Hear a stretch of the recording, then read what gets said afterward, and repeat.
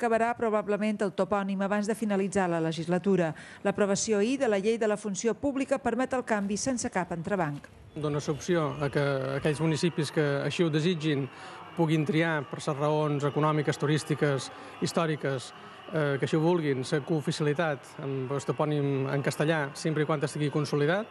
No en vol avançar les dates, tampoc explicar com es farà. És una promesa electoral del PP de Maó que ara governa l'Ajuntament i sap que el tema provoca polèmica. La palabra exacta és Mahón. És Mahón, vaig. Que faria polèmica? No. Ni ho trauria ara. No, per ara no. Deixaria estar això com Sí. Que gastin les energies amb altres coses. No, que facin el que vulguin. És que la meva opinió da igual. Jo tindré una opinió i després al final serà el que ells vulguin. També que va en contra del dictamen de la Universitat de les Illes Balears, fins ara la màxima autoritat en matèria lingüística, com es va assenyalar ahir al debat parlamentari.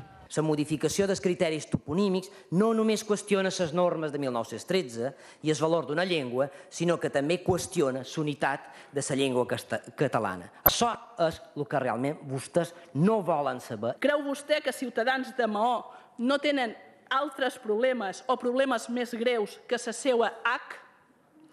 La seva obsessió política els ha portat a disparar políticament contra tot allò que es mou. A l'aprovació de la llei, tots els municipis de les illes podran canviar el seu nom. Margalida Solivelles, TV3 Palma.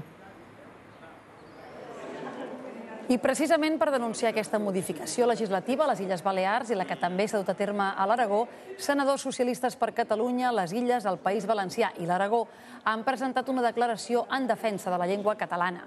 Consideren que les mesures dels governs autonòmics del PP van en detriment de l'estatus legal del català.